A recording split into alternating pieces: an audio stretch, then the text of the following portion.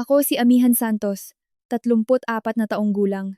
At noong umagang tumawag ang kapatid ko para sabihing patay na ang aming tatay, nakaupo siyang 3 talampakan ang layo sa akin, nagnanakaw ng tosino mula sa aking plato. Kalahating oras makalipas ang 6:00 ng umaga. Inilagay ko ang tawag sa altabos. Ate, patay na si tatay kagabi, sabi ni Tala, kasing lamig ng talaan sa bangko. Iniwan niya ang lahat sa akin at sa asawa ko. Wala kang makukuha. Sa likuran niya, tumawa ang bayaw kong si Bong. Sa wakas, tanggal ka na. Ibinaba ng tatay ko ang kanyang kapeng barako, lumapit sa telepono, at may sinabi na hindi ko muna uulitin dahil hindi iyon narinig ni Tala ng umagang iyon. At maririnig niyo ito kung saan niya mismo ito huling narinig. Pero heto ang hindi nila alam. Ang burol na pinagbibilangan na nila ng pera ay mangyayari ng linggong iyon. At si tatay mismo ang pumili ng mga bulaklak. Mga liryo. Ayaw na ayaw ng nanay ko sa liryo. Sabi niya, hindi raw magagalit ang nanay kung palagpasin niya ang pagkakataong ito. Maligayang pagdating sa kwentong tahimik na drama, kung saan ang mga tahimik na tao ay sa wakas nagsasalita ng may dignidad. Nagkukwento kami tungkol sa pamilya, pagtataksil, at hustisyang ginawa sa tamang paraan para sa lahat ng naliit sa sarili nilang hapagkainan. Kung ikaw ito, mag-iwan ng komento sa ibaba. Sabihin mo kung saan ka nakikinig. At siguraduhing mag-subscribe. 9 na buwan ang nakalipas. Noong Oktubre 2025, ang pinakamalaking problema ko lang ay ang schedule ko sa panggabing turno. Isa akong rehistradong nurse. Tumatanggap ako ng mga panandaliang kontrata bilang nurse na kapalit at pribadong nurse malayo sa Quezon City. 3 buwan sa Cebu, 3 buwan sa Davao. Dahil ang pagiging kontraktual na nurse ang paraan ng isang babaeng galing San Pablo, Laguna, para mabayaran ang utang niya sa pag-aaral ng pagnanurse bago siya mag-4 na po para sa tatay ko. Nakakatawa ang buong sitwasyon. Bumabiyahe ka ng ilang isla para lang painumin ng gamot ang mga hindi mo kaano-ano, sasabihin niya. Tapos hindi man lang kita mapalitan ng salaan ng tubig sa bahay. Siya si Macario Santos, 73 taong gulang noong huling bahagi ng taon na iyon. Sundalo ng hukbong katihan ng Pilipinas mula 1970 hanggang 1974. Umuwi siya, naging mekaniko para sa ibang tao, hanggang 1981. Bago nagbukas ng talyer ni Macario sa Maharlika Highway at pinatakbo ito ng 36 na taon. Ibinenta niya ito noong 2017, nagretiro sa edad na 65 at walang inibang lugar. Nanatili sa parehong bahay sa Kalye Mabini na binili nila ni nanay noong 1984 at natapos bayaran noong 2009. Hindi siya mayaman. Mayaman siya dahil wala siyang utang. Mayaman sa probinsya. Ang uri ng yaman na hindi nakikita sa sapatos ng isang lalaki, kundi lumalabas kalaunan sa husgado. Namatay ang nanay kong si Corazon noong Marso 2023 at nagluksa si tatay sa paraang nag-aayos siya ng mga makina, tahimik, araw-araw, nang hindi humihingi ng atensyon. Tuwing Sabado ng gabi, winewendahan niya ang maliit at antigong orasan gawa sa tanso na nakapatong sa estante. Dahil palaging sinasabi ni Corazon na ang nakahintong orasan ay nagmumukhang patay ang bahay. Nagluluto siya. Minamaneho niya ang kanyang 1978 na owner-type jeep na ibinalik niya sa ayos bawat tornilyo. Tinatawagan niya ako tuwing linggo at tinatawagan ko siya. Maayos kami. Maayos ang lahat. Pagkatapos, isang maaliwalas na hapon ng Oktubre, umakyat ang 73 anyos kong tatay sa hagdan para linisin ang sarili niyang alulod dahil ang paghingi ng tulong ay hindi kailanman naging gawain niya. Nahulog siya ng 8 talampakan at masama ang bagsak. Nabali ang kanang pulso. Ang uri ng bali na nangangailangan ng maliit na operasyon, bakal at tornilyo. 6 hanggang 8 linggong pagpapagaling. Hindi isang trahedya, kundi isang abala na may kasamang bakal sa katawan. Nasa kalagitnaan ako ng kontrata ko sa Cebu at nakauwi pa rin ako sa ospital sa San Pablo sa loob ng 48 oras dahil iyon ang dapat mong gawin. Nang pumasok ako sa kwarto niya, naroon na ang kapatid kong si Tala na may dalang mga bulaklak at ang kanyang mga luha ay nakaayos ng kasing ingat ng mga bulaklak. Kinakamayan ng asawa niyang si Bong ang siruhano na parang nagsasara ng kasunduan sa isang pabahay na kambalbahay. Si Bong ay isang ahente ng lupa at bahay na nag-aayos din ng mga sangla. May boses siyang parang mainit na arnibal at may praktisadong pakikipagkamay. Bumalik ka na sa mga pasyente mo, Ami, sabi niya sa akin habang pinipiga ang balikat ko. Pamilya ang nag-aalaga sa pamilya. Noong panahong iyon, parang kabaitan ang tunog. Inabot ako ng ilang buwan bago ko narinig kung ano talaga iyon. Isang lalaking iniaatas sa sarili ang mga susi ng bahay. Nagtanong ako bago ako umalis. Nurse ako. Mga plano sa paglabas ng ospital, ang paborito kong wika. Hiningi ko ang mga papeles ni tatay, ang schedule ng muling pagpapakonsulta niya, ang listahan ng mga gamot. Ngumiti si Bong at sinabing asikaso na ang lahat, nakatabi na, nasa bahay na lahat. Sabi ni Tala, kami na ang bahala rito ate. Ang layo-layo mo. Si tatay, nasabog sa gamot at masaya sa kama, ay nagtaas ng hinlalaki gamit ang kanyang maayos na kamay. Sige na, anak. Napapaligiran ako ng mga profesional. Kaya, lumipad ako pabalik sa Cebu. Gusto kong maging tapat sa inyo tungkol dyan, dahil mahalaga ito mamaya. Hindi ako umalis dahil wala akong pakialam. Umalis ako dahil ang 2 taong pinakamalapit sa kanya ay panay ang sabi ng asikaso na ang lahat. At isa sa kanila ay napagdesisyonan na kung hanggang saan ang aayusin. Lumipat si tatay sa bahay ni Natala at Bong noong Nobyembre, 15 minuto mula sa sarili niyang bahay. Ilang linggo lang, sabi nila, hanggang sa matanggal ang semento sa kamay. At dito lumabas ang unang papel, ang tapat na papel. Nakasemento ang kanang kamay niya. Hindi siya makapirma ng tseke. Hindi siya makapagmaneho. Kaya nagdala si Bong ng notaryo publiko at pumirma si tatay ng isang natatanging kapangyarihan ng kinatawan o SPA. Para lang sa pagbabayad ng mga bayarin, gamit ang kanyang mabigat na kaliwang kamay. Gusto kong linawin ito. Ang dokumentong iyon ay legal, makatuwiran, at normal. Kahit ang sarili mong nanay ay pipirma niyan. Ako rin. Iyan ang dahilan kung bakit gumagana ang ganitong klasing modus. Hindi ito nagsisimula sa isang krimen. Nagsisimula ito sa isang pabor. Naglathala si Tala ng litrato ng linggong iyon. Si tatay sa hapagkainan nila, may sopas sa harap niya. Ang paglalarawan, pinagpala na maalagaan ko ang tatay ko. Pamilya ang lahat. 200 reaksyon. Kalahati ng San Pablo ay nagkomento ng mga puso.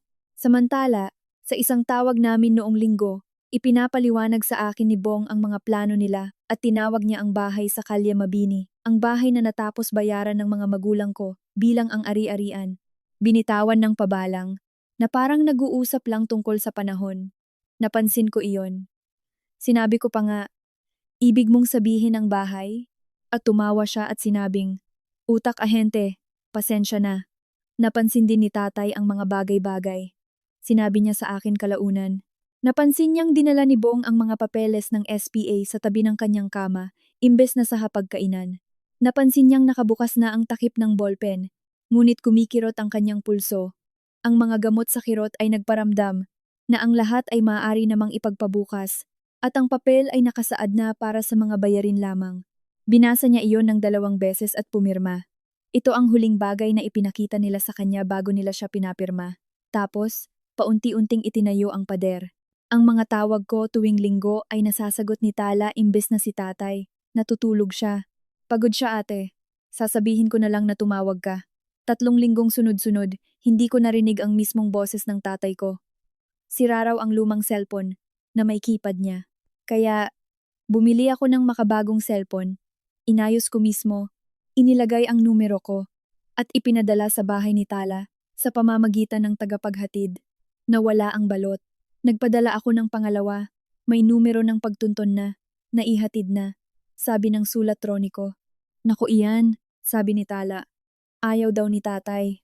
Alam mo naman iyon pagdating sa teknolohiya. Nag-ayos ng karburador ang tatay ko noong taong mag-70 siya. Hindi siya takot sa telepono. Alam kong may mali. Gusto kong ilagay iyan sa record. Humingi ako ng pagkakataong makausap siya ng direkta. Nag-alok akong mag-schedule ng tawag na may video. Nagtanong ako kung sinong doktor ang nag-aasikaso sa pulso niya para matawagan ko ang klinika. At sa bawat pagkakataon, bumabangga ako sa parehong malambot na pader. Nagpapahinga siya. Kami na ang bahala. Bakit ka ba nagkakaganyan? Heto ang bagay na walang nagsasabi sa iyo tungkol sa mga sitwasyong tulad ng sa amin. Kapag ang isang matandang lalaki ay nasa tamang katinuan pa at sinasabi ng mga nag-aalaga sa kanya na ayos lang siya, walang magagawa ang isang anak na nasa kabilang isla. Walang ahensya kang matatawagan dahil panay ang sagot ng kapatid mo sa telepono. Isa akong nurse na kontraktwal, nakakulong sa 3 buwang trabaho na may mga utang na dapat bayaran. At ang tanging dalawang saksi sa loob ng bahay na iyon ay patuloy na ngumingiti sa akin sa kabila ng lahat. Tinapos ni Tala ang isa sa mga tawag na iyon sa isang linyang hindi ko kailanman nakalimutan. Pinili mo ang karera mo, Ami. Hayaan mong ang mga taong nanatili ang mag-asikaso nito. Umuwi pa rin ako noong Pasko. At sa hapagkainang iyon, inilipat ang upuan ng tatay ko sa kanto. Pasko ng 2025. Kakapitumput-apat lang ni tatay noong Disyembreng iyon at tanggal na ang semento. Ngunit may iba pang ikinabit sa kanya, isang pagliit. Nakaupo siya sa kanto ng sala ni Tala habang sinasagot ni Tala ang mga tanong na para sana sa kanya. Tay, kumusta ang pulso? Ang ganda ng paggaling, di ba, tatay? Mas pumayat siya, mas tahimik. Ang kape niya ay walang caffeine, utos daw ng doktor, kahit walang sino mang doktor niya ang nagsabi nito. Nakausap ko siya ng solohan ng 10 minuto sa likod ng bahay. Pareho kaming nagkukunwaring kailangan namin ng hangin sa malamig na gabi. Tumingin siya sa akin tagilid, gamit ang lumang kislap ng mata niya, at sinabing, nakadieta ang libreta ng bangko ko, anak. Tinanong ko kung anong ibig niyang sabihin. Sabi niya, dati, dumadating ang mga talaan ng bangko sa bahay sa Kalye Mabini. Ngayon, wala nang papel lahat, at kay Bong na ang mga lihim na salita. 2 beses niyang hininging makita ang mga kwenta niya. Sa 2 pagkakataon, tinapik lang siya ni Bong sa balikat at sinabing, iyan ang dahilan, kaya nandito ako para sa iyo. Bumalik ako sa loob at kalmadong tinanong si Tala sa kusina kung pwede kaming maupo lahat pagkatapos ng Pasko at pag-usapan ng sama-sama ang pananalapi ni tatay. Sumulpot si Bong na parang ipinatawag, hindi kailangan ng pamilya ng mga abogado. Ami, maliban na lang kung may inaakusahan ka. Pansinin niyo ang galaw. Nagtanong ako tungkol sa mga talaan ng bangko. Ipinasok niya ang salitang abogado.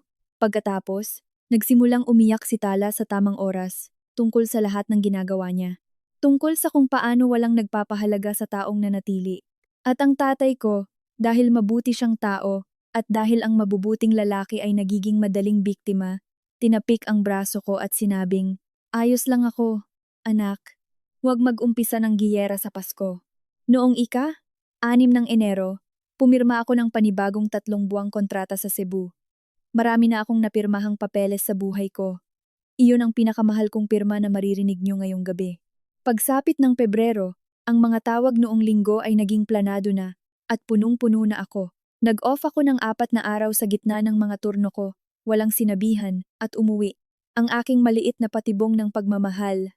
Binuksan ni Tala ang pinto, nang nagugulat, at mabilis na nakabawi.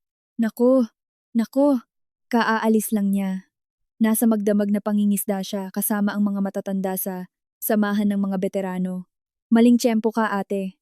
Nangingisda sa lawa ng Laguna sa buwan ng Pebrero. Nagmaneho ako papunta sa bahay ni tatay sa Kalye Mabini at tumayo saglit sa bakuran. Makapal na ang alikabok.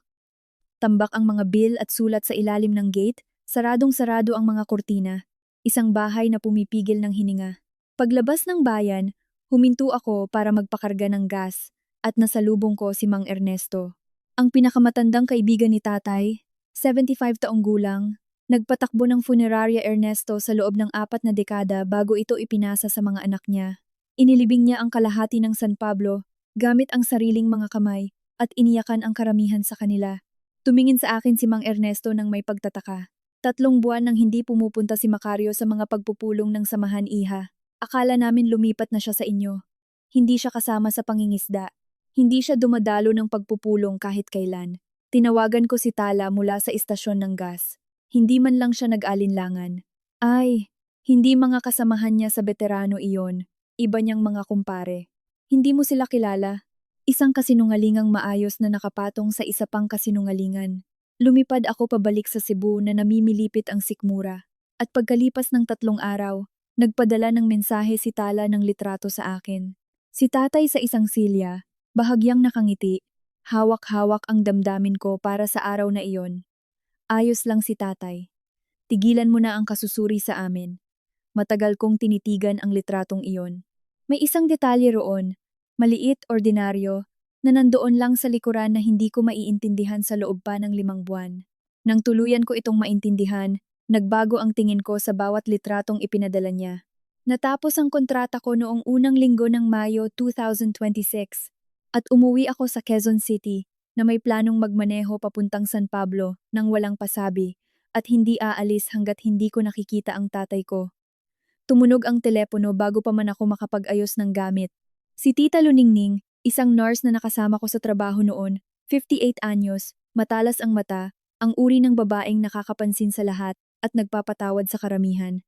Kumuha siya ng trabaho sa isang pasilidad para sa pangmatagalang pag-aalaga na tinatawag na Bahay Kalinga, doon sa bandang Antipolo. Halos 200 kilometro mula sa kusina ko. Maingat ang boses niya. Ami, may pasyente rito na dumating noong Marso. Nagtatanong siya sa bawat nurse sa bawat turno kung may kilala silang nurse na nagngangalang Amihan. Anak daw niya. Hindi ako makapagsalita. Nagpatuloy si Luningning. Mahinahon, propesyonal. Macario Santos ang pangalan niya, iha. Tatay mo ba iyon? Tumayo ako sa gitna ng kusina ko. Hawak-hawak pa rin ang mga susi ko. Walang nagsabi sa akin ng salitang bahay kalinga para sa mga matatanda. Ni minsan, hindi sa anumang tawag, hindi sa anumang mensahe. Sa pagkakaalam ko, kumakain ng kaldereta ang tatay ko 15 minuto mula sa sarili niyang bahay. May sinabi pa si Luningning bago ako bumaba ng telepono at iyon ang nagtulak sa akin na sumakay sa sasakyan. Ami, hindi siya mukhang ipinasok dahil kailangan. Mukhang itinago siya rito. Hindi ko tinawagan si Tala. Hindi ko tinawagan si Bong. May mga usapang ginagawa sa telepono at may mga usapang ginagawa ng harapan sa liwanag ng araw na may dalang mga papeles. Sumakay ako sa sasakyan. Bago ko sabihin sa inyo kung ano ang natagpuan ko sa pasilidad na iyon, hayaan niyo akong sabihin ito sa lahat ng may nagkakaedad na magulang. Tanungin niyo sila ngayon, nang mahinahon habang nagkakape. Sino ang may hawak ng natatanging kapangyarihan ng kinatawan mo? At nakita mo ba ang sarili mong talaan sa bangko ngayong buwan? Hindi para mambintang, kundi para lang malaman. Iyan ang nag-iisang tanong na hindi ko itinanong sa tamang oras. At naging kapalit ito ng lahat sa tatay ko, maliban sa buhay niya. Kung pamilyar sa inyo ang kwentong ito, maglaan ng 2 segundo at i-click ang mag-subscribe dahil ang ginawa ng tatay ko nang makalabas siya ay nangangailangan ng mga saksi at gugustuhin ninyong maging isa roon. 3 oras sa biyahe at ginugol ko ang bawat milya sa pagiging isang nurse dahil kung pinairal ko ang pagiging anak, baka bumangga na ako sa gilid ng kalsada. Ang bahay kalinga ay nasa isang liblib na kalsada sa probinsya, sa likod ng isang karatula na may pundidong mga ilaw. Pagpasok, amoy agad ang sumalubong. Mura at matapang na pamatay mikrobyo na nagtatakip sa mas lumang amoy. Isang ilaw panawag ang kumukurap sa dulo ng pasilyo, na walang pumapansin. Isang telebisyon na nagsasalita sa hanay ng mga bakanteng upuan. Binilang ko ang mga tauhan. Sa paraang binibilang ko sa bawat bahagi ng gusali na pinasukan ko. Isang katuwang para sa isang bahagi ng gusali na nangangailangan ng 4. Nakapark at nakakandado ang kariton ng gamot alas 11 ng umaga habang ang mga gamot ng alas 9 ay nakapirma pa ring nakabinbin. Hindi ko sinasabi ito para ipahiya ang mga katuwang. Hindi makakapagbigay ang mga kulang sa taong tauhan mula sa isang walang kwentang pasilidad. Sinasabi ko ito dahil nanirahan doon ang tatay ko sa loob ng 10 linggo habang naglalathala ang kapatid ko tungkol sa pamilya ang lahat. Nasa isang kwartong may mga kasama siya sa dulo ng silangang pasilyo, pangalawang kama malapit sa bintana na hindi mabuksan. Ang tatay ko, si Macario Santos, na minsan ay bumuhat ng makina ng sasakyan patawid sa garahe dahil lang sa purong katigasan ng ulo, ay pumayat ng 15 libra, may mapuputing balbas sa panga. Nakasuot ng damit na hindi pamilyar sa akin, nakasya sa kanya, na parang isang hiniram na paghingi ng tawad. Ngunit umangat ang mga mata niya nang bumukas ang pinto, at ang mga mata niya ay pareho pa rin, matalas, buo, nandyan.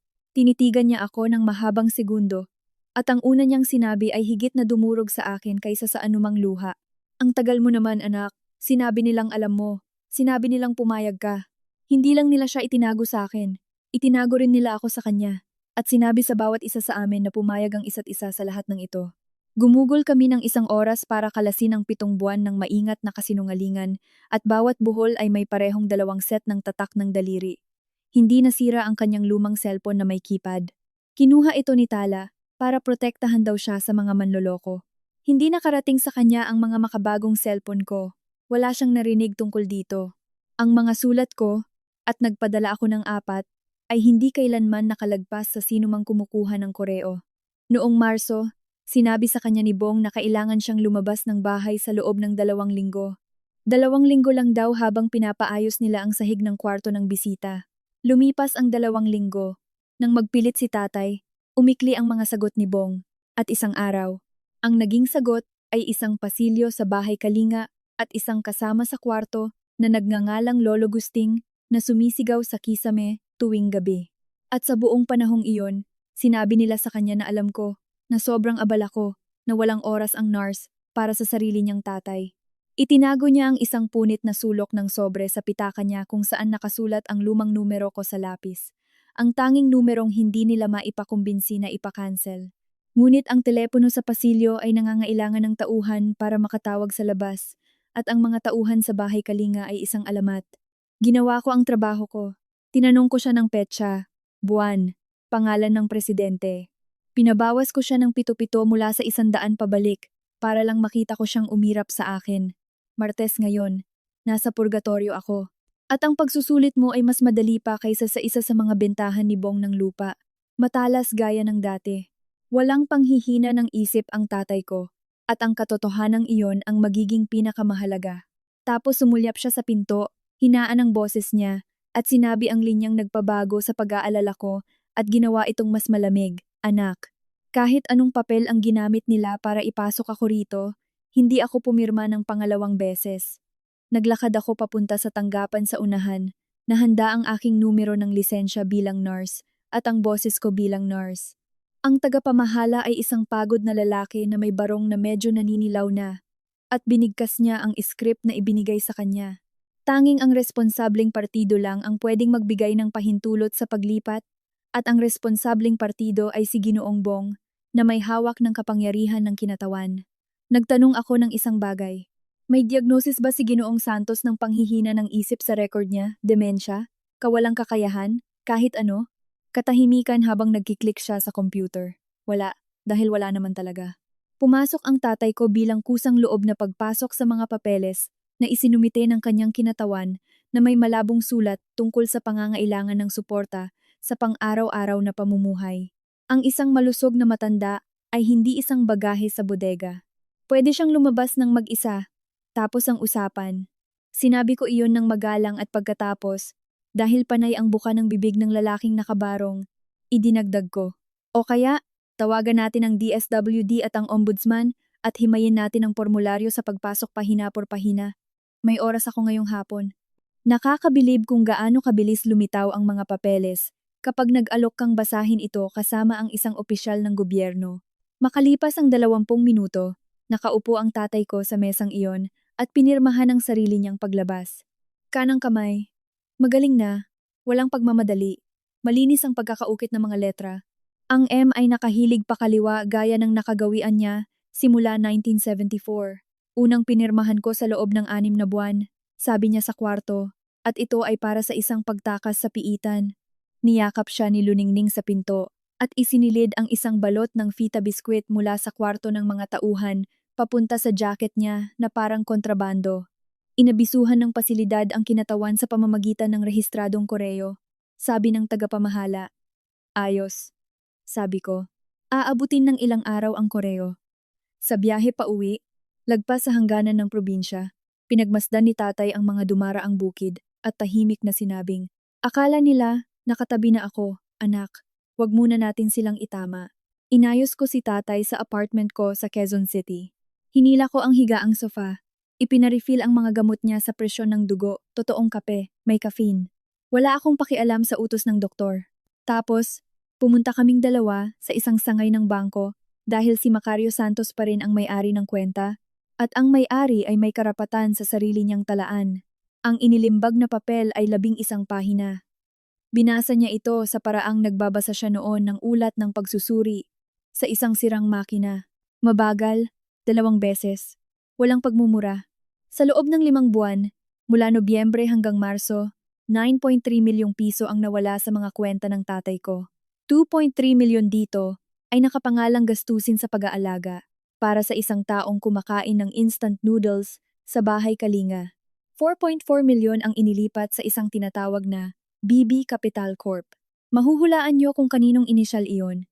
2.6 milyon ang napunta sa isang kumpanyang nagpapautang para sa isang kondominium sa Tagaytay na binili ni Natala at Bong noong 2022. 1.2 milyon ang natira. Ang tahimik na naipon ng isang nagtrabahong lalaki buong buhay niya nawala sa isang iglap at nakastaple sa likod ng mga talaan ng isang kopya ng isang mas malala, isang aplikasyon para isang laang bahay sa Kalye Mabini. Nakabinbin ang pag-apruba sa 7.5 milyong piso, pinirmahan ni Macario Santos noong ika-24 ng Abril. Noong ika-12 ng Abril, ang tatay ko ay nasa Antipolo nagtatanong sa mga nurse kung may nakakakilala sa anak niya. Tinawagan ko si Tala ng gabing iyon. Isang tawag, isang pagkakataon, at pinanatili kong patag ang boses ko. Sabihin mo ang panig mo. Nakikinig ako. Ang isinagot niya ang nagsabi sa akin ng lahat tungkol sa kung saan napunta ang puso niya. Hindi ka naman naging bahagi ng pamilyang ito. Ami, huwag mo akong pagsabihan. Ako na siyang nanatili. Kaya, tumigil na kami sa pagtatanong sa pamilya. Para sa mga sagot, kumuha kami ng isang babaeng. Ang buong trabaho ay papeles. Si Atori. Dalisay Villanueva, abogado para sa mga matatanda. 50 gulang, may salamin sa pagbabasa sa kwintas, at may pakikipagkamay na parang sumasarang kabinet ng dokumento. Ang opisina niya ay amoy toner at candy na lemon. Nakining siya sa buong kwento ng hindi gumagalaw. Tapos sinabi niya ang linyang nagpaibig ng propesyonal sa tatay ko. Hindi umiiyak ang mga dokumento, Ginoong Santos. Kaya ko sila gusto. Gumamit siya ng mabilis at ganap na legal na paraan. At gusto kong pakinggan niyo ang pagkakasunod-sunod. Dahil ito ang bahaging nagpoprotekta sa mga tao. Una, pumirma si tatay ng isang notaryadong pagpapawalang bisa ng lahat ng kapangyarihan ng kinatawan na umiiral, ipinadala sa bangko, sa tanggapan ng mga titulo, at sa bawat ahensyang nakasalamuha niya. Pangalawa, isang lihim ng pagtutol sa pirma sa bangkong uutangan na nagpatigil sa aplikasyon ng sangla. Wala pang perang gumalaw. Ibig sabihin, malinis pa ang titulo ng bahay. Pangatlo, isang ulat sa OSCA, DSWD, at isang sinumpaang salaysay ng panloloko sa bangko na parehong nagpasimula ng investigasyon na hindi kayang pigilan kahit ng isang magaling magsalita. Pagkatapos, inilatag ni Dalisay ang problema. Mababawi natin sa sibil. Ang patunayang may layuning kriminal ang mahirap. Sasabihin niya, pinayagan ni tatay ang lahat ng salitaan. Palaging ganyan ang sinasabi ng mga lalaking ito at nakabaon sa record ng bangko, ang bagay na wala sa amin noon.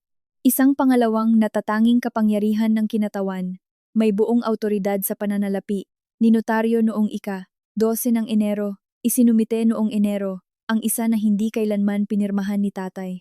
Itinulak ito ni Dalisay patawid sa mesa. Para sa mga kasong kriminal, malaking tulong kung gagamitin nilang muli ang isang pekeng dokumento sa isang pampublikong lugar na may mga saksi. Ang pandaraya na nasa loob lang ng drawer ay nauuwi sa kasong sibil. Ang pandarayang ginawa sa harap ng madla ay nauuwi sa pagkakakulong. Pinag-aralan ng tatay ko ang pahinang iyon ng mahaba at tahimik na minuto, ang kurba ng pirmang hindi kanya, sa ibabaw ng sarili niyang pangalan. Pagkatapos, tumingin siya sa akin at inutusan akong kunin ang kanyang mga record niya sa militar.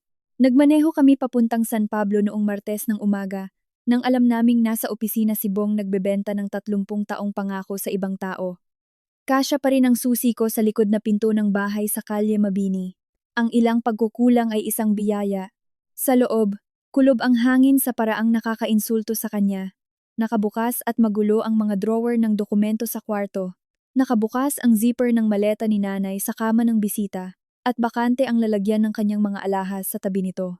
At sa estante, ang maliit at antigong orasan ni Corazon ay nakatigil sa isang matagal ng hapon dahil walang nagwenda rito sa loob ng 7 buwan. Tumayo si tatay sa gitna ng sarili niyang sala na parang isang taong bumibisita sa museo ng sariling buhay niya. 7 buwan, sabi niya. Hindi na nga amoy akin ang bahay na to. Pagkatapos, pumunta siya sa kwarto at lumuhod, mabagal ngunit sigurado, at hinila ang kanyang lumang kahong militar mula sa ilalim ng kama. Nakakandado pa rin, ang kaisa-isang bagay sa bahay na iyon na hindi nabuksan ni Bong. Dahil para sa isang lalaking tulad ni Bong, ang kahon ng isang lumang sundalo ay walang kwentang kasangkapan sa loob ng isang maayos at nakapormang buhay na parang 1974. ang kanyang katibayan ng paglilingkod na may tunay niyang pirma na ginawa noong 22 anyos siya, ang orihinal na titulo ng bahay. Ang mga medalya niyang nakabalot sa panyo at isang sobrang lumambot na sa paghawak na may bilugang sulat kamay ng nanay ko. Para kay Macario, kapag hindi ko na masabi mismo, hindi niya iyon binuksan doon. Dinala niya ang buong kahon sa kusina. Ipinatong sa hapagkainan kung saan ginawa ang lahat ng malalaking desisyon sa pamilya namin at inilatag ang pekeng kapangyarihan ng kinatawan sa tabi ng kanyang papeles ng paglaya. Tapos naging napakatahimik ng tatay ko at natutunan ko nang magbigay ng pansin kapag lalong tumatahimik ang mga tahimik na lalaki. 2 piraso ng papel na magkatabi sa hapagkainan ng bahay, 52 taon ang pagitan nila. Ang pirma sa papeles ng paglaya, 1974. Ang M sa Macario ay nakahilig ng mariin pakaliwa, tulad ng isang lalaking naglalakad sa lungat sa hangin. Ang guhit ng T sa Santos ay humahaba lagpas sa letra. Palaging may buntot, nakadiin ng malalim ang tinta. Pumipirma siya ng seryoso, at tapos, ang pirma sa pangalawang kapangyarihan ng kinatawan na may petsang ika, 12 ng Enero, 2026. Bilugan, pantay, magalang. Bawat letra ay mas maganda kaysa sa anumang naisulat ko sa buong buhay ko, sabi ni tatay habang tinatapik ito, kahit bago pa nabali ang pulso ko. Ngunit hindi ang sulat kamay ang kutsilyo. Ang petsa ang kutsilyo. Nakuha ko na ang record na medikal niya. Pumirma siya ng formularyo ng pagpapahintulot na ginawa akong kinatawan sa kalusugan niya kinabukasan pagkatapos ng pagtakas sa piitan. At noong 12 ng Enero, nasa orthopedic clinic ang tatay ko mula alas 9 ng umaga hanggang alas 11:30, tinitingnan ang bakal sa braso niya habang nasa ilalim ng bahagyang pampatulog, pinirmahan ng katuwang sa medisina sa bawat hakbang. Ang selyo ng notaryo sa kapangyarihan ng kinatawan na iyon ay nagsasaad na ginawa ito ng 10:15 ng umagang iyon sa isang opisina, 20 milya ang layo mula sa klinika. Ang isang tao ay hindi pwedeng nasa ilalim ng pampatulog sa isang bayan at pumipirma sa isa pa. Hindi lang nagsinungaling ang papel. Ibinuko ng papel ang sarili nito. Sumandal si tatay at may naging kalmado sa mukha niya. Umalis ang pagluluksa at pumasok ang isang desisyon. Hindi pumipirma ng papeles ang mga patay, sabi niya. Tinanong ko siya kung anong ibig sabihin noon. Ninotaryohan ng kaibigan nila ang isang multo, anak. Kaya, ipakilala natin sila sa isang tunay na multo. Pagkatapos, binuksan na rin niya sa wakas ang sulat ng nanay ko at binasa ito ng mag-isa sa may bintana. At nang bumalik siya sa hapagkainan, isang linya lang ang ibinahagi niya sa akin. Huwag kang magpaloko sa mga tahimik at huwag na huwag ka ring mananahimik. Dumating sa lalagyan ng sulat ni Nabong ang rehistradong sulat mula sa bahay Kalinga noong Biyernes na iyon at nagsimulang sumabog ang telepono ko bago magtanghali. Si Bong, unang mensaheng boses, wala na ang arnibal na boses, puro asim na. Inilabas mo ang isang nasa panganib na matanda mula sa isang pasilidad ng pag-aalaga ng walang pahintulot. Kidnapping yan. Amihan, kidnapping. Ang isang ahente ng real estate na nagkukwento ng batas ay parang aso na nagbabanggit ng mensahe ng kartero. Pero ibibigay ko sa kanya ito. Natutunan niya ang mga salita. Ang ikatlong mensaheng boses ay nagbantang magsasampa ng petisyon para sa kustodiya o deklarasyong wala sa katinuan. Si tatay daw ay lito na, humihina, minamanipula ng isang anak na mukhang pera. Basahin niyo ulit ang pangungusap na iyan at pangaralan ng husay ng pagkakagawa. Bintangan ang kabilang panig ng mismong krimeng nasa sarili mong bulsa. Kalmado si Dalisay. Ang kustodiya ay nangangailangan ng malayang pagsusuring medikal.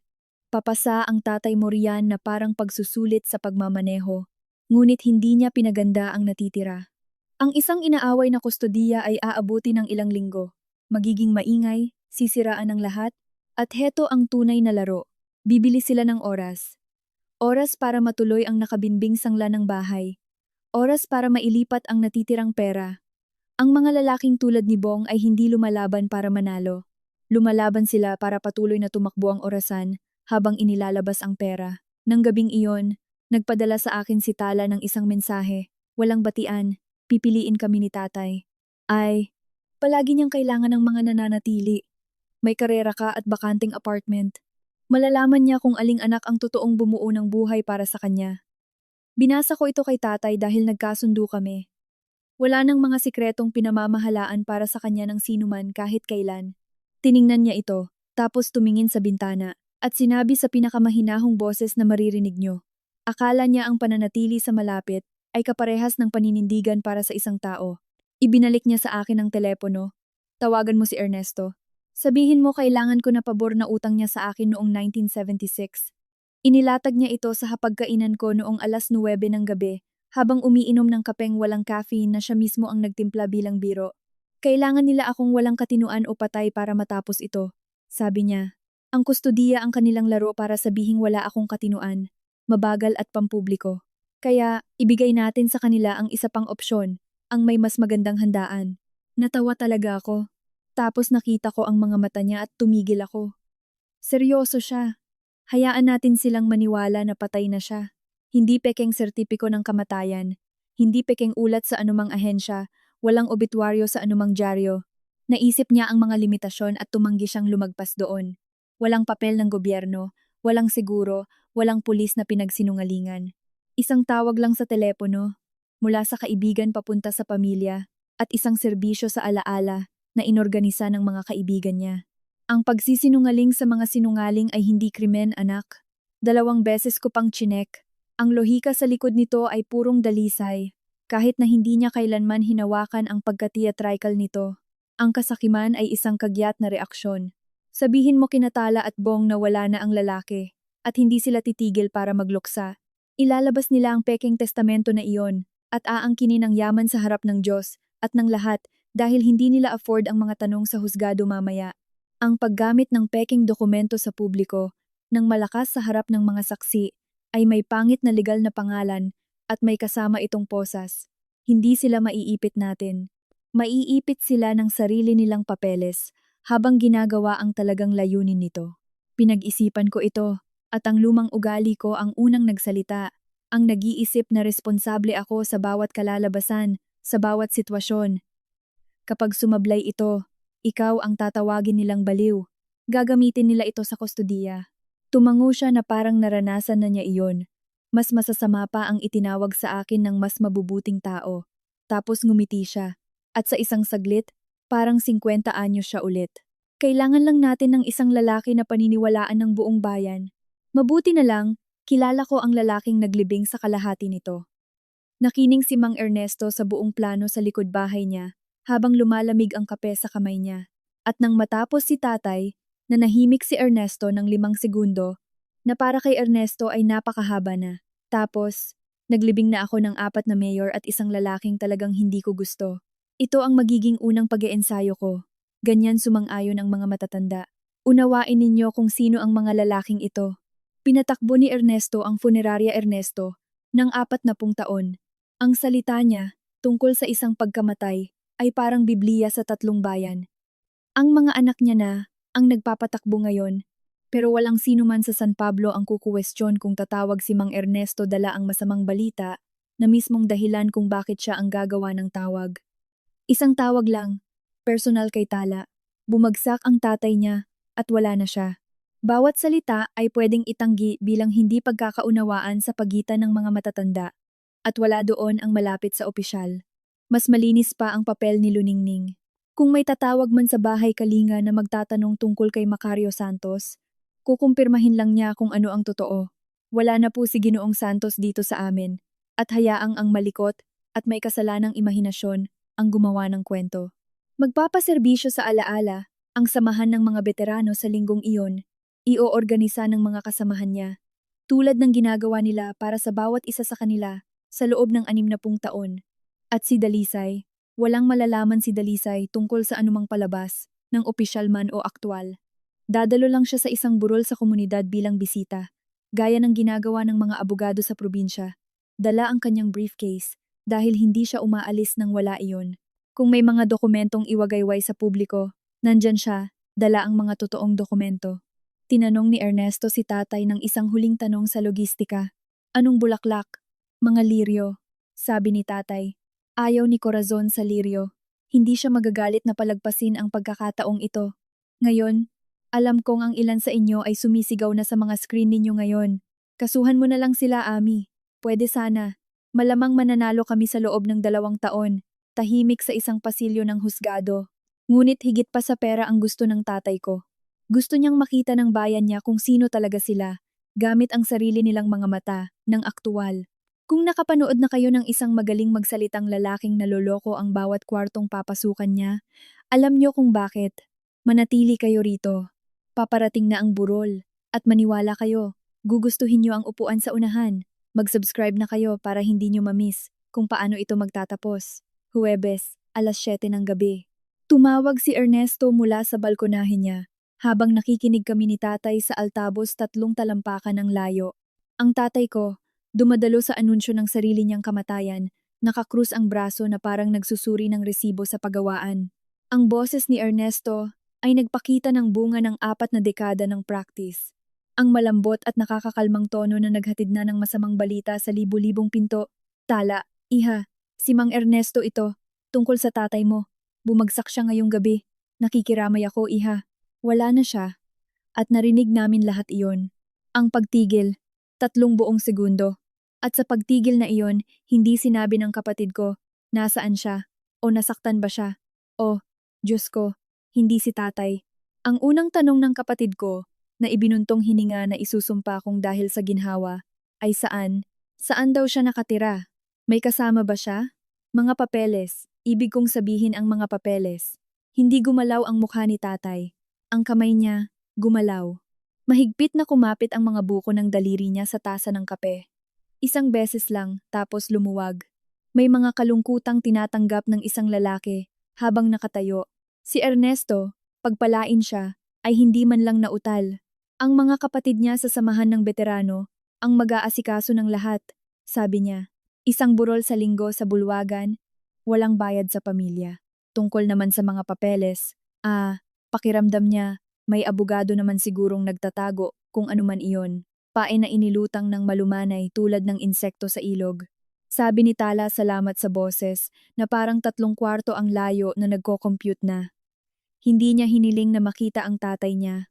Hindi siya nagtanong ni isang bagay tungkol sa kanya, kundi tungkol lang sa mga naiwan niya, na para bang isang balot ang lalaki. Nalaman namin kalaunan mula sa mga record ng telepono kung ano ang nangyari 23 minuto pagkatapos ng tawag na iyon. Tumawag si Bong sa linya ng opisina ng nag-aayos ng sangla noong 7:41 ng gabi at nag-iwan ng mensaheng boses na nagtatanong tungkol sa takdang oras ng paglalabas ng pera. Ang pagluluksa ay may schedule at mukhang tumatakbo ang sa kanya sa oras ng trabaho, na nagdadala sa atin pabalik sa kung saan ako nagsimula. Biyernes, 6:30 ng umaga. Ang kusina ko sa Quezon City, tosino sa kawali at ang tatay ko sa kabilang dulo ng hapagkainan na ninanakaw ito. Umilaw ang telepono. Tala, inialtabos ko ito at inilagay sa gitna namin malapit sa kape. Alam niyo na ang mga salita, pero pakinggan niyo ulit ngayong alam niyo na ang alam ko. Ate, patay na si tatay kagabi. Patag. Walang ni isang patak ng luha roon. Iniwan niya ang lahat sa akin at sa asawa ko. Wala kang makukuha. At si Bong malapit sa telepono. Gustong marinig ko siya. Sa wakas, tanggal ka na. Unawain kung ano talaga ang tawag na iyon, dahil inabot din ako ng isang saglit. Kahit noon, hindi siya nagpapaalam tungkol sa pagkamatay. Binibigyan niya ako ng abiso ng pagpapaalis mula sa pamilya, mula sa mana, mula sa kwento. Bago pa ako makapagtanong tungkol sa papele, nauna na ang pag-angkin. Laging nauuna ang pag-angkin sa kanila. Ibinaba ng tatay ko ang tasa niya nang walang tunog. Lumapit siya sa teleponong iyon, sapat na lapit para hamugin ng usok ng kape niya ang screen, at may sinabi siya, tahimik, patag, pinal. Hindi niyo pa ito naririnig dahil hindi ito narinig ni Tala. Nakapatong ang hinlalaki ko sa pindutan ng pagpapatahimik at naroon na ito mula pa nang sumagot ako dahil nagkasundo kami na kailangan pa ng patibong ng 2 araw sa lupa. Ang sinabi niya ay para sa linggo. Maririnig niya iyon habang nakatayo sa harap ng lahat at ganoon din kayo. Sa mismong linya ng tawag, hininaan ko ang boses ko at sinabing kailangan ko ng oras. Napupunta ako sa linggo sa burol. Ang huling bilin ni Tala bago siya bumaba at kinukote ko ng eksakto. Sige. Pero wag kang magdadala ng abogado sa burol. Ami, matuto kang lumugar. Opo, maliwanag. Binigay nila sa amin ang Sabado at ginugol nila ito na saktong ugali nila. Pagsapit ng alas 9 ng umaga, naglathala na si Tala ng itim at puting litrato ni tatay sa Facebook. Rest easy, Daddy. Kasama mo ang anak mo hanggang sa huli. Isang emoji ng puso. 200 reaksyon bago magtanghalian. May nangako ng mga Tupperware ng pansit at biko sa seksyon ng komento. Mga emoji ng kandila mula sa mga manang sa simbahan ni Corazon. Kasama mo hanggang sa huli, ang dulo ng alin, ng kanyang kuwenta. At dito ko sa wakas na intindihan ang litrato mula noong Pebrero. Ang litratong tinext niya, na may ayos lang si tatay. Tigilan mo na ang kasusuri sa amin. Parehong silya, parehong pader sa likuran niya. At sa pader na iyon, isang orasan na nakaturo sa 7 minuto, makalipas ang 4:00. Ang parehong 7 minuto, makalipas ang 4:00, tulad sa bagong litrato ng burol, at ang parehong damit ng tatay ko sa dalawa.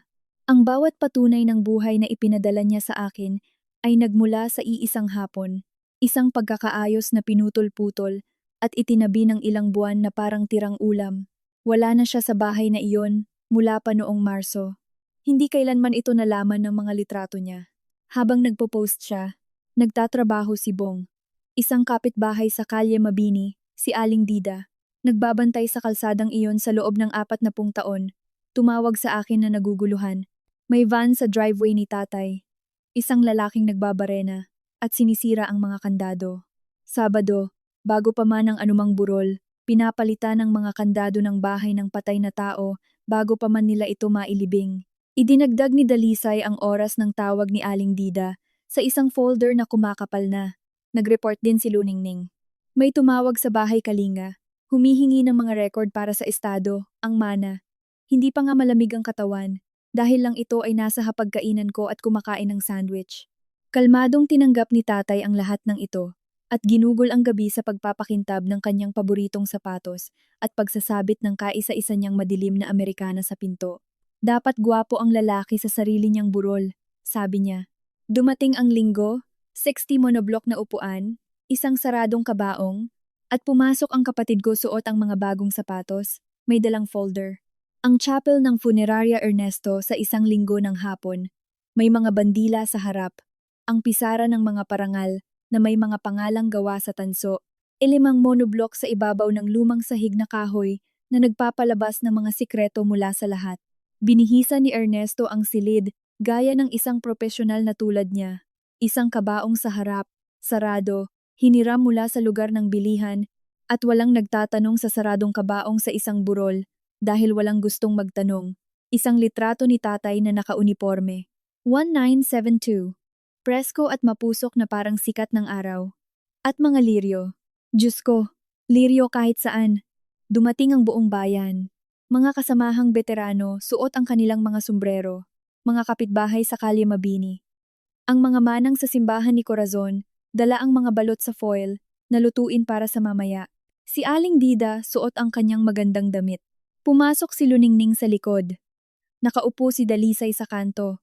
Nakapatong ang briefcase sa tuhod, na parang pusang walang inaabala. Nasa bodega kami ni tatay sa likod ng entablado.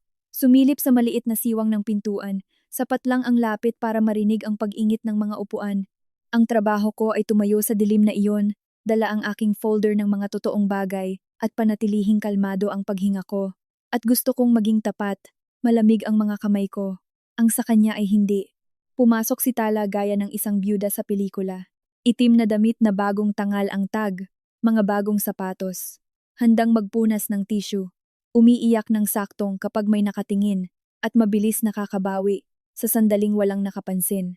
Inikot ni Bong ang kwarto na suot ang kanyang pang-ahente na Amerikana, humahawak sa mga balikat, tumatanggap ng mga pakikiramay na parang mga deposito sa bangko. Isang folder din niya ang nakasuksok sa isang braso. Umupo sila sa unahan. Siyempre, kinuha nila ang pinakaharap. At pagsapit ng 2:00, humakbang si Ernesto sa maliit na entablado, tumikhim ng pormal, at sinabi ang pangungusap kung saan namin itinayo ang buong patibong. Bago nating ibahagi ang mga alaala natin kay Macario, nakiusap ang pamilya na magsabi ng ilang salita tungkol sa mga naiwan niya, ang kanyang mga naiwan. Sila mismo ang humiling niyon kaninang umaga. Mga tupang nagbolontaryo na ihawin. Umakyat si Bong sa entablado na parang pagmamay-ari niya ang lahat. Hinawakan niya ang magkabilang gilid, yumuko saglit para madrama, at nagsimula. Naging pamilya ko si Macario, at iginagalang ng pamilya ang hiling ng isang tao. Tapos binuksan niya ang folder at inilabas ito. Cream na papel, asul na likuran, isang dokumentong may bigat. Gumawa ng testamento si Macario noong nakaraang Abril. Dito, iniiwan niya ang bahay niya sa Kalye Mabini. Ang mga kwenta niya at ang jeep niya, lahat sa anak niyang si Tala at sa akin. Nilagdaan noong Abril 2026. Gumawa ng tunog ang kwarto, hindi mga salita. Kahoy. 60 upuan na gumalaw sabay-sabay nang tumuwid ang 60 gulugod. Aba, lintik na, sabi ni Aling Dida, sa tonong ginagamit niya kapag nanlalait siya ng ibang tao, at lumingon ang mga ulo sa isa't isa sa lahat ng hilera. Dahil narinig ng bawat isa sa bulwagang iyon na ipinagmamalaki ni Macario Santos, ang anak niyang nurse sa loob ng 3 dekada, at hindi tugma ang computation na ito sa lalaking kilala nila. Dapat ay huminto na doon si Bong, pero hindi kailanman tumitigil dyan si Bong sa buong buhay niya. Itinaas niya ang kamay para tumahimik ang lahat. Hinanap ang mukha ko sa dami ng tao. Nakapuslit na ako at nakatayo sa likod na pader ilang minuto bago iyon, ayon sa plano, at binasa niya ang susunod na linya ng mabagal, ninanamnam. At sa anak kong si Amihan, wala akong iniiwan, dahil sa mga dahilan na alam na niya. Binasa niya ang kalupitan ng isang patay na sa isang kwartong puno ng mga kaibigan ng patay na iyon at ngumiti siya habang ginagawa ito. At ang ngiting iyon ang pinakamahal na bagay na naisuot ng lalaking iyon. Sa kanto, binuksan ng mga hinlalaki ni Dalisay ang mga kandado ng briefcase niya nang walang pagmamadali. At doon sa entablado, lumapit si Ernesto sa mikropono. Malumanay na parang nasa simbahan. Abril 2.50, ang sabi mo. Kakaibang petsa para sa isang pirma. Tumunog ang pinto sa gilid. Pinanood kong marinig ito ng 500 tao. Hayaan niyo munang hawakan kong nakasara ang pintong iyon ng isang saglit pa dahil kailangan ninyong malaman kung ano ang nasa kabilang panig niyon noong gabi bago ang araw na iyon. Sabado, malapit ng maghating gabi, sa kusina ko. Nakalatag ang plano na parang mga piyesa ng makina. Sumubok muli ang lumang ugali ko. Ang boses na nagsasabing, bawat sakuna sa bawat kwarto ay responsibilidad kong pigilan. Pwede pa rin nating ibigay na lang lahat ito sa pulis sa Lunes, sabi ko. Malinis, tahimik, walang entablado. Tahimik si tatay ng matagal. Nang sumagot siya, hindi siya galit. Halos malumanay siya, sabi ni Tala. Wala kang makukuha. Tingnan natin kung ano ang hitsura ng wala kapag tumayo ito at naglakad. Tapos sinabi niya sa akin ang totoong dahilan, yung nasa ilalim ng lahat ng estratehiya, at ibibigay ko ito sa inyo kung paano niya ibinigay sa akin. Anak, hindi nila ninakaw ang ipon ko. Pwedeng maibalik ang ipon. Binuo ko ito minsan gamit ang isang wrench. Ninakaw nila ang aking karapatang magsalita at pumili. Sinabi sa bayan na kailangan ko ng itago. Sinabi sa sarili kong anak na hindi ko na siya kailangan. Sinabi sa akin na hindi ko na mapagkakatiwalaan ang sarili kong isip. Ang salita ng isang lalaki, ang tangi niyang naiwan sa edad na 74, at binabawi ko ang akin sa harap ng lahat ng taong pinagsinungalingan nila. Iyon ang buong giyera sa isang talata. Nakatayo sa kusina ko suot ang kanyang sando. Kaya nagkasundo kami sa mga patakaran ng labanan, ang kanyang mga patakaran. Walang sigawan, walang akusasyon mula sa amin, walang mga talumpati. Dadalhin ko ang folder, mga talaan sa bangko, pagpapawalang bisa, record na medikal, mga papeles niya sa pagiging sundalo, at tatayo kami doon at hahayaan ang mga papel na magsalita dahil papel ang ginamit nilang sandata mula pa sa simula. At may hustisya sa pagkatalo gamit ang totoong papel. Linggo ng hapon, 2:17, lumiwanag ang siwang sa pinto. Pinihit ng kamay ng tatay ko ang doorknob, at 50 tao ang malapit ng saksihan ang pinakamaikling muling pagkabuhay sa kasaysayan ng Pilipinas. Bumukas ang pinto sa gilid at naglakad ang tatay ko papasok sa sarili niyang serbisyo sa alaala. Madilim na Amerikana na plansadong plansada, sapatos na parang itim na salamin, at ang pin ng veterano sa kwelyo niya na kumikinang sa ilaw ng bulwagan. Hindi siya nagmadali. Hindi kailanman nagmadali si Macario Santos para kanino man, at hindi siya magsisimula sa sarili niyang burol. Isang maingat na hakbang. Pagkatapos isa pa, ang lumang kahoy na sahig ay nag-aanunsyo ng bawat isa, parang tambol na inipon nito sa loob ng 60 taon. Nagkagulo ang silid ng mabagal na galaw. Isang Tupperware ng pansit ang nahulog mula sa mesa sa gilid at bumagsak sa sahig ng may kalabog na walang manlang lumingon. 2 beses nag-antanda ng krus ang isa sa mga babae sa simbahan at pabagsak na naupo. May tumunog na tangke ng oksiheno. Sa likod, natalo si Luningning sa pagpigil at bumitaw ng isang malinaw na tawa bago tinakpan ang bibig niya ng 2 kamay. Malakas na sinabi ni Aling Dida na walang partikular na kinakausap. Aba, lintik na talaga. Na, sa pagkakaalam ng lahat, ay ang unang pagkakataon sa buhay niya. Hindi sumigaw si Tala. Tumayo si Tala at pagkatapos ay tumigil lang sa paggana. Kasing puti ng liryo, 2 itim na bakas ng maskara sa mata ang bumababa habang nakalimutan na ng buong mukha niya ang kanyang mga linya. At si Bong. Nanigas si Bong sa entabladong iyon. Nakataas pa rin ang peking testamento sa kanang kamay niya kapantay ng balikat. Kitang-kita ng 60 saksi at isang abogado. Isang ahenteng nakunan ng litrato sa gitna ng pag-aalok, tinitingnan ng lahat ng mata sa silid. Nakarating si tatay sa entablado, ibinaba ang mikropono gamit ang 2 daliri, sa paraang nag-aayos siya ng karburador. Tiningnan niya ang kabaong. Magandang kahon, Ernesto. Medyo maluwag lang para sa akin. Tapos humarap siya. Sinalubong ang mga mata ni Bong at inihayag ito ng kasing banayad ng umaga. Hindi pumipirma ng papeles ang patay, iho, at siguradong hindi sila umiinom ng kape. Ginawa ni Bong ang ginagawa ng bawat naipit na ahente. Nagsimula siyang magbenta ng malakas. Masamang biro ito. Bumasag ang boses ni Bong sa buong bulwagan. Wala na ang arnibal. Sunog na lang ang natira. Wala siyang sakatinuan. Tingnan niyo siya. Ito ay pagkalito sa katandaan. Naglayas siya sa pasilidad niya. Minanipula siya ni Amihan. At nahanap ako ng daliri niya sa likod ng pader. Kinuha niya siya. Mukha siyang pera. Ito ang mismong dahilan kung bakit kami nag-file ng kustudiya. Nakakamanghang panoorin ang isang taong nalulunod sa isang entablado. Kakapanood lang ng 6 na tao sa tatay ko na naglakad sa kwarto na parang isang general na nag-iinspeksyon. At narito si Bong, nagpapaliwanag na ang lalaki ay nawawala at nalilito. Walang oo sa silid. Naging tahimik ang silid sa partikular na paraan ng mga manunood na tumigil sa pagiging manunood at naging husgado. Kumambyo si Tala sa kabilang direksyon para sa simpatiya. Tatay, akala namin, sabi ni Mang Ernesto. At tapos bumaling siya kay Ernesto, tumabingi ang maskara. Nagsinungaling ka sa akin, tumawag ka, sabi mo. At naroon iyon, sa sarili niyang boses sa harap ng lahat. Sinabihan siyang patay na ang tatay niya, at ni minsan ay hindi siya humiling na makita ito. Hindi tumawag sa funeraria. Hindi nagtanong kung anong nangyari. Kumuha lang ng entablado at naghanap ng folder. Walang pumilit sa kanya na sabihin ito. Ang pagdadalamhating nalalaktawan ng katawan at dumidiretso sa mga papeles ay nagsasalita ng kusa. Naglakad ako sa gitnang pasilyo ng walang pagmamadali, nakadikit ang folder sa dibdib ko. At pinanatili ko ang boses ko sa antas na ginagamit ko para sa mga pamilya sa waiting room. Sinabihan kang bumagsak siya. Tumawag ka sa akin ng 6:30, kinaumagahan tungkol sa testamento. Hindi mo hiniling na makita siya, kahit isang beses.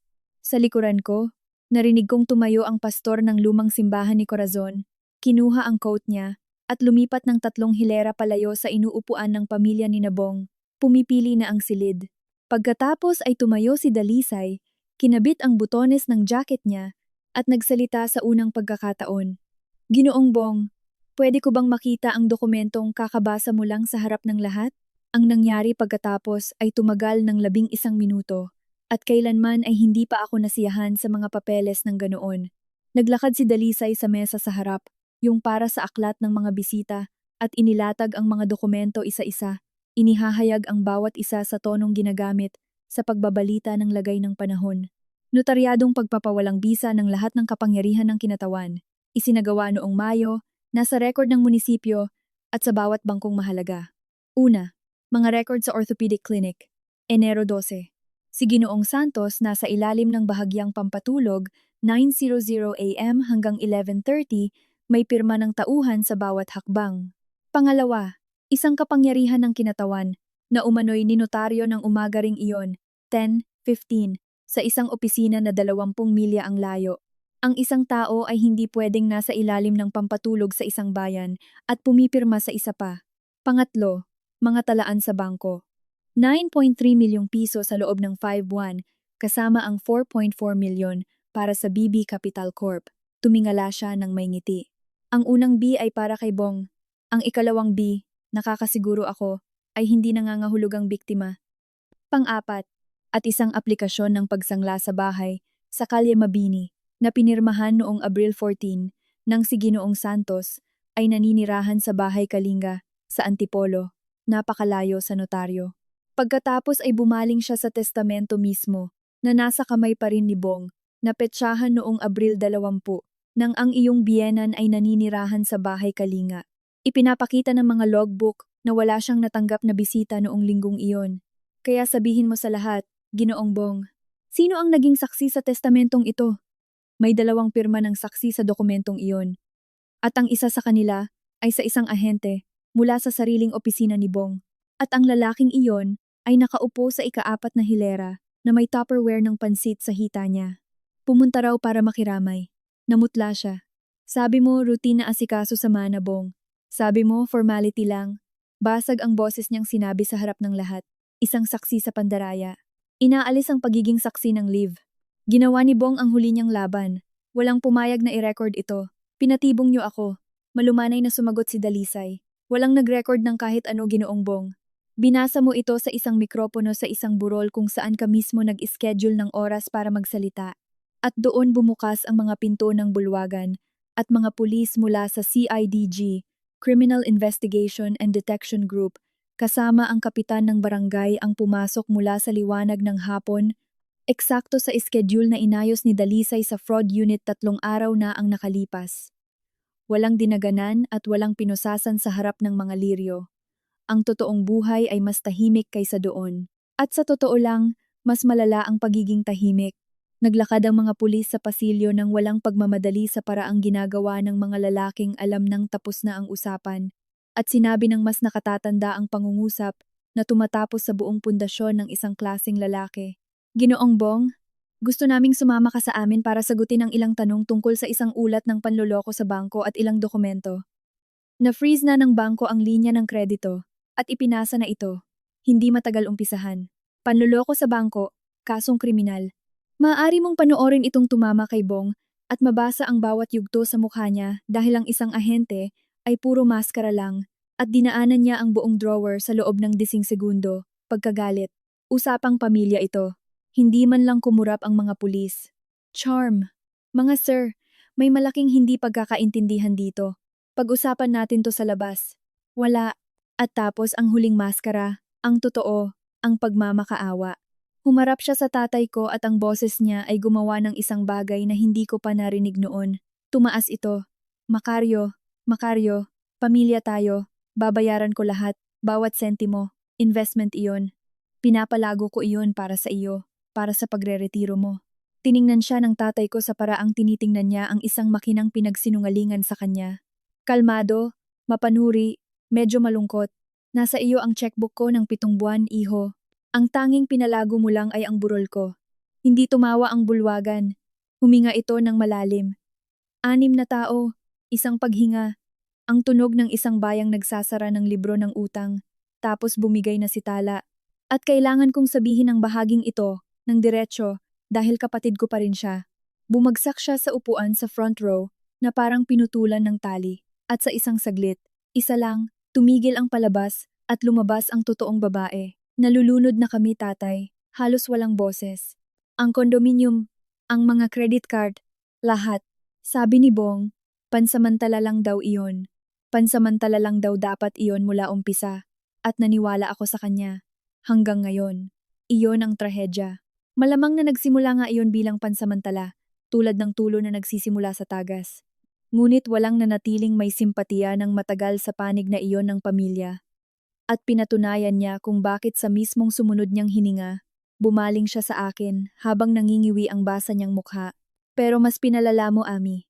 Kung hindi ka lang sana nakialam, walang sino man ang makakaalam. Ayun na, hindi patawad. Hindi ano ba itong ginawa natin. Kundi, makakalusot na sana kami kung hindi lang nag-check ng SART ang nurse ng pamilya. Tiningnan ko ang ate ko. Yung nagturo sa aking magbisikleta.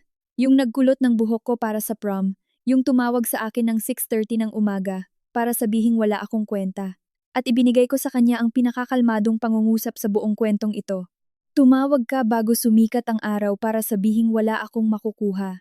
Ate, ako ang kaisa-isang lalabas sa kwartong ito, bitbit ang lahat ng meron ako nang pumasok ako. Gumulong na ang mga pulis. Naglakad si Bong sa pasilyo sa gitna nila. Pinapaliwanag pa rin ang mga interest rate sa mga lalaking may badge. At lumapit ang tatay ko sa mikropono sa huling pagkakataon. Ipinatong ang kamay niya sa hiniram na kabaong at kinausap ang sarili niyang burol. Mga kababayan, humihingi ako ng pasensya para sa dry run, pero kailangan niyo itong makita. Hindi dahil espesyal ako, kundi dahil sa susunod. Bahay niyo na ito, mga anak niyo, mga papeles niyo. I-check niyo sila habang nasa ibabaw pa kayo ng lupa. Nagsabi ng amen, ang pastor sa isang burol para sa isang buhay na lalaki. Ito pa rin ang pinakapinagmamalaking saglit sa simbahan, sa buhay ng tatay ko.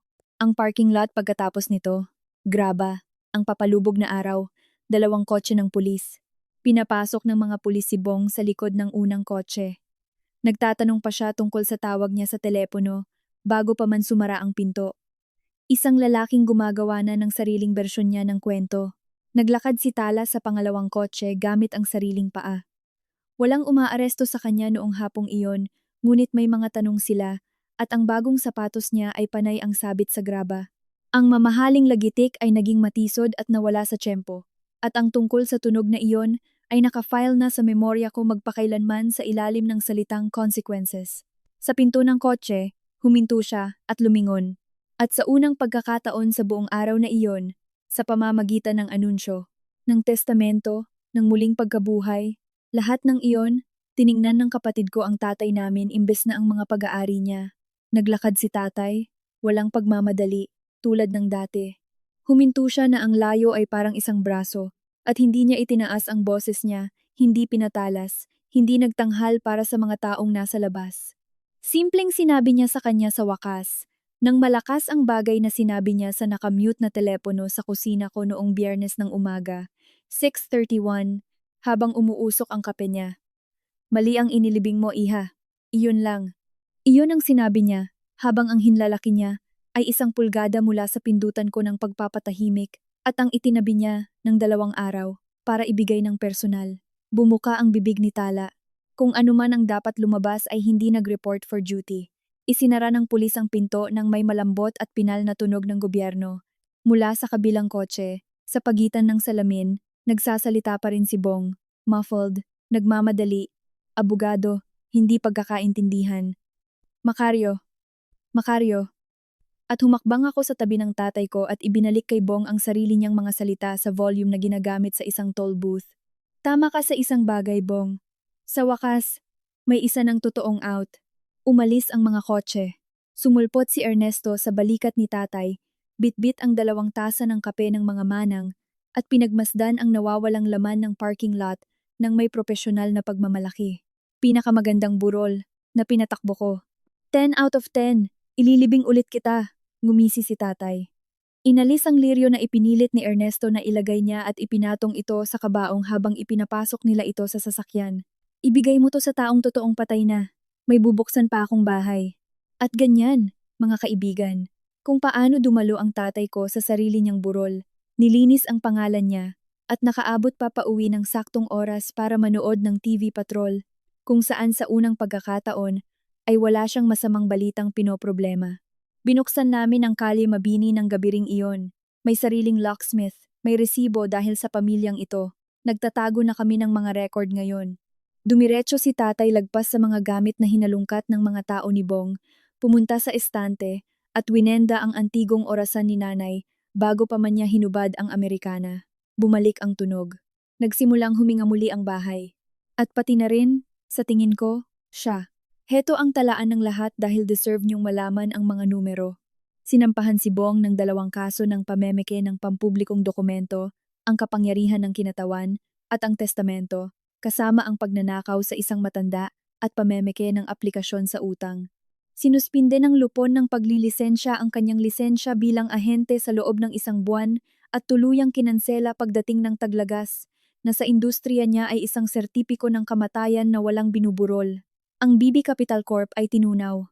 Sa pamamagitan ng pagsasauli mula sa panloloko sa bangko, At pagbawi mula sa kumpanya niya, nakabawi ang tatay ko ng 7 milyon mula sa 9.3 milyong ninakaw nila. Ang aplikasyon sa sangla ng bahay ay tuluyang namatay. Hindi kailanman nagalaw ang bahay. Inilipat ni Dalisay ang lahat sa isang pinagkakatiwalaang ari-arian na may mga kandadong hindi mabubuksan ni Bong kahit may diploma siya sa batas, na wala rin naman siya. Nakipagkasunduan sa pag-amin si Tala. Matalino ang abogado niya, at ang mga luha niya ay sa wakas ay bumagsak sa harap ng tamang husgado. 3 taong probasyon, pagbabalik ng pera ayon sa schedule, at trastang daang oras ng serbisyo sa komunidad na ibinigay sa kanya ng huwes, na may sense of humor na mas tuyo pa kaysa sa tatay ko. Doon mismo sa isang bahay kalinga, para sa mga matatanda, naglilinis siya ng arinola tuwing Sabado, at nagbabasa sa mga pasyente na hindi binibisita ng mga pamilya nila. Tinanong ako ng mga tao kung napatawad ko na ba ang kapatid ko. Sasabihin ko sa inyo kung ano ang sinabi ko sa kanya, sa kabila ng salamin sa tanggapan ng probasyon ng lungsod. 8 linggo ang lumipas. Mukhang mas maliit siya sa opisina ng probasyon. Walang maskara sa mata na tutulo. Nagtanong siya ng patag, "Nandito ka ba para manumbat?" At sinabi ko, "Hindi," at seryoso ako doon. At ipinasok ang isang sobre sa opisyal para iabot sa kanya, isang kopya ng sulat ni nanay, mula sa lumang kahong militar. Sa ibaba, sa ilalim ng sulat kamay ni nanay, nagdagdag si tatay ng sarili niyang linya gamit ang lapis. Sabi ng nanay mo, huwag mananahimik. Ang parteng yon ay para rin sa'yo. Bayaran mo ang utang mo, tapos magsimula ka ulit, tatay. Binasa ito ni Tala ng 2 beses. May gumalaw sa mukha niya na hindi ko na nakita mula pa noong dumating si Bong. At hindi ko alam kung anong mangyayari sa kanya mula rito, sa kanya na iyon. Ang sinabi ko sa kabilang salamin ay isang boundary, hindi tulay. At ibinigay ko ito sa kanya ng salita por salita, kapag bayad na ang utang mo at totoo na ang pagpapayo mo. Alam mo ang address ko. Hanggang doon, makukuha mo lang ng eksakto kung ano ang inialok mo sa akin noong 6:30 ng umagang iyon. Tumango siya. Naintindihan ang mga kondisyon. Ang unang tapat na transaksyon na naganap sa pagitan namin sa loob ng maraming taon. Para naman sa aming naiwan, balik si tatay sa bulwagan ng mga veterano tuwing Huwebes, at sinimulan nila ni Ernesto ang isang bagay na naging maliit na alamat sa probinsya. Isang buwanang pag-uusap na tinatawag nilang papeles, habang humihinga ka pa. 2 matanda, isang folding table, libreng kape, nagtuturo sa mga kaedad nila kung paano magbasa ng kapangyarihan ng kinatawan, kung paano mapansin ang isang pirmang masyadong maganda, kung paano masigurong ang testamento sa drawer ay sa kanila talaga. 11 tao ang pumunta sa unang buwan. Pagsapit ng pangatlo, nagdadagdag na sila ng upuan, at isang babae mula sa kabilang bayan ang tumayo at sinabing, dahil sa usapan nila, nahuli niya ang pamangkin niya. Kumuha ako ng permanenteng posisyon sa isang ospital sa Quezon City. Wala nang malalayong kontrata sa iba't ibang probinsya. At tuwing linggo, binabiyahe ko ang 2 oras pa uwi, at sinasadya ni tatay na sunugin ng kaunti ang tosino dahil inaangkin niyang gusto ko ito ng ganoon. Ayon sa kanya, ang presensya ay hindi utang na binabayaran mo. Ito ay isang nakagawian na pinapanatili mo. Tumitiktak ang antigong orasan sa estante, at sa pitaka niya, kung saan nakatago noon ang punit na sobre na may numero ko, nagtatago na ngayon ang tatay ko ng isang pinatuyong liryo. Pinakamagandang burol na hindi ko naranasan, sabi niya. Tinuruan ako ng tatay ko na ang sukatan ng isang tao ay hindi kailanman nasa numero ng bank account niya. Ito ay kung ang salita ba niya ay nananatiling may paninindigan habang siya'y humihinga pa, at kung ang mga taong nagmamahal sa kanya ay mas gustong protektahan ang kanyang pirma kaysa mamanahin ito. Yan ang kwento ko. Isang tawag noong 6:30, isang pekeng pirma, at isang matandang sundalo na dumalo sa sarili niyang burol habang nakatayo. Kung ipinaalala nito sa inyo na i-check ang papeles ng magulang nyo o ang sa inyo, kunin nyo itong sign at gawin nyo ito ngayong linggo habang nasa ibabaw pa ng lupa ang lahat. Kung naranasan nyo na ang kasakiman sa pamilya, i-share nyo ang kwento nyo sa comments. Binabasa ko yan, i-click ang mag-subscribe, i-share mo ito sa taong nangangailangan nito.